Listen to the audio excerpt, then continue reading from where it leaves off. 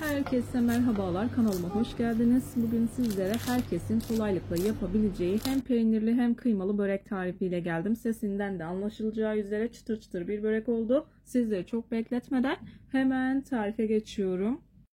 Tarifim için ilk olarak yoğurma kabına 5 bardak un aldım.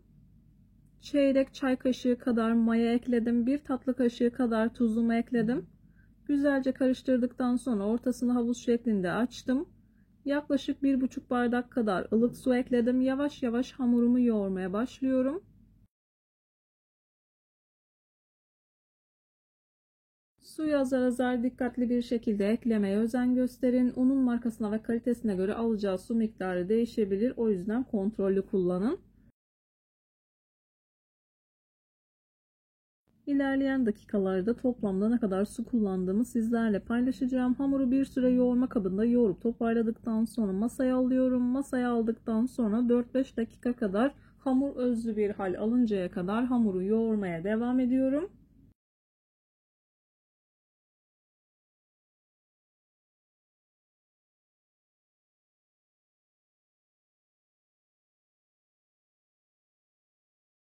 El açması börek yapacağınız zaman unun mutlaka böreklik ve baklavalık olmasına dikkat edin. Bu tarz tariflerde yoğurmak çok önemli. Hamuru güzel bir şekilde yoğurmanız gerekiyor. Ben bu hamur için toplamda 2 bardaktan çok az daha su kullandım. 2 yemek kaşığı kadar daha ekleyebilirsiniz 2 bardaktan sonra. Yine dediğim gibi unun markasına göre alacağı su miktarı değişebilir. Kontrollü kullanın. Hamuru yoğurma kabında toparladım. Masaya alıyorum. Masada 4-5 dakika kadar özlü bir hal alıncaya kadar yoğurmaya devam ediyorum.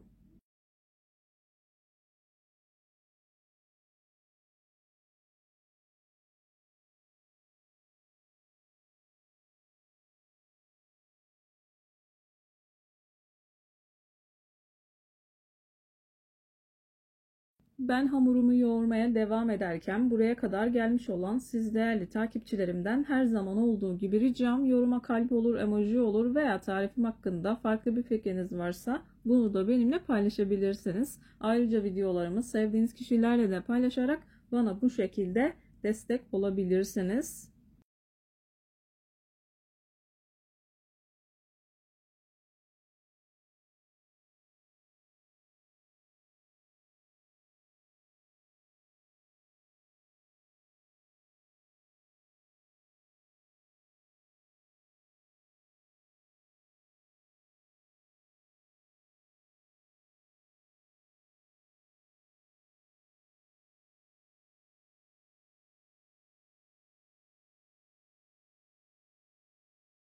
Tam da bu aşamada belirtmek istiyorum. Eğer acemiyseniz, hamuru güzel yoğurduğunuzdan emin değilseniz buzdolabı poşetinin içerisine aldıktan sonra bir 10 dakika sonra çıkartıp tekrar yoğurup tekrar buzdolabı poşetinin içerisine alıp yarım saat kadar dinlendirebilirsiniz.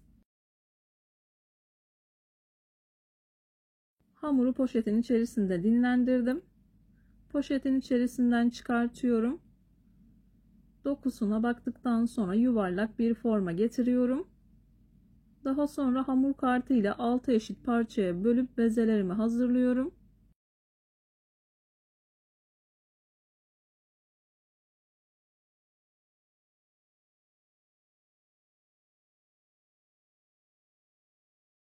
Tam da bu aşamada belirtmek istiyorum. Birçok hamur işi tarifine kanalımdan ulaşabilirsiniz. Kete tarifleri, baklava tarifleri, su böreği tarifi, yufka tarifi, lavaş tarifleri, çok sevilen, çok beğenilen baklava ve içli köfte tariflerime de yine kanalımdan ulaşabilirsiniz. Tariflerimi gönül rahatlığı ile deneyebilirsiniz. Beğenmediğim, defalarca kez uygulamadığım hiçbir tarifi kanalımda yayınlamıyorum.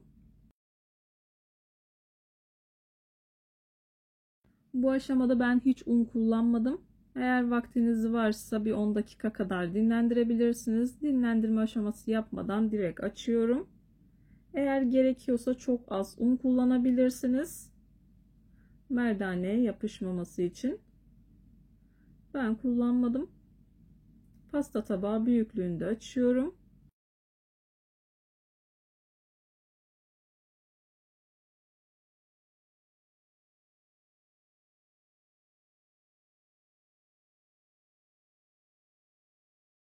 Altı bezeyi de açtım. Yağlama aşamasına geçiyorum. Sadece sıvı yağ kullanacağım. Eğer istiyorsanız bir 50 gram kadar tereyağı eritip karıştırabilirsiniz. Hamurları tek tek yağlıyorum. Yağın her yerine değmesine dikkat edin.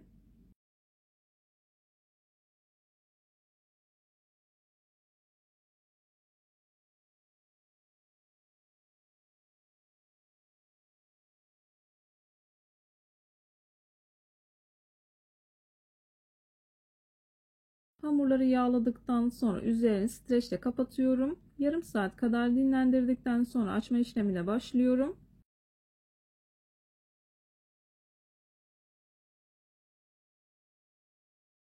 Dinlendirdiğim hamurumu tezgaha aldım.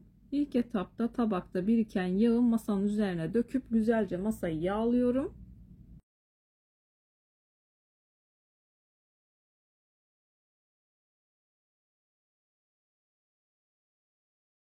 Bu aşamada bu tarz börek yaparken hamurunuzun ve masanızın yağlı olduğundan emin olun. İki börekte bir masayı güzelce yağlayabilirsiniz. Hamur kurudukça, masaya yapıştıkça yırtılma yapabiliyor. O yüzden ara ara hamuru güzelce yağlıyorum. Zaten siz yağı verdikçe hamur kendini bırakacak. Ara ara küçük küçük yırtılmalar olabilir. Hiç önemli değil. Katlayarak yaptığımız için arada kayboluyor. Böreği daha çok dikdörtgen şeklinde açıyorum. Katlamayı o şekilde yapacağım. Katlarken gözünüze fazla gelen kalın kısımlarını alabilirsiniz. Hepsini toparladıktan sonra dinlendirin. Mayalı bir hamur olduğu için tekrardan katmere çevirebilirsiniz. Dinlendiriyorum. Yarım saat kadar, daha sonra bir tane büyükçe katmer çıkartıyorum.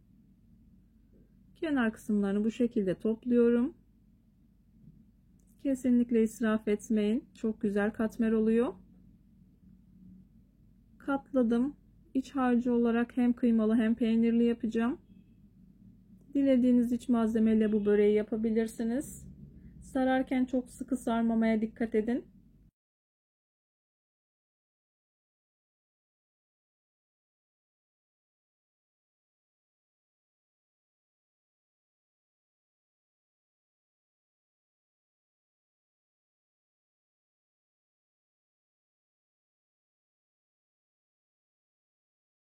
İlk defa deneyenler için bir tane de peynirli hazırlıyorum. Açma katlama kısmını kestim. Video ister istemez çok uzun oluyor.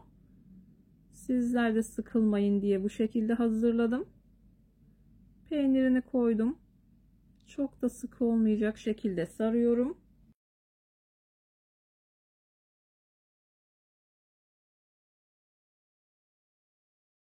Yağlı kağıt serdiğim tepsiye aldım. Bir 10 dakika kadar dinlendirdim.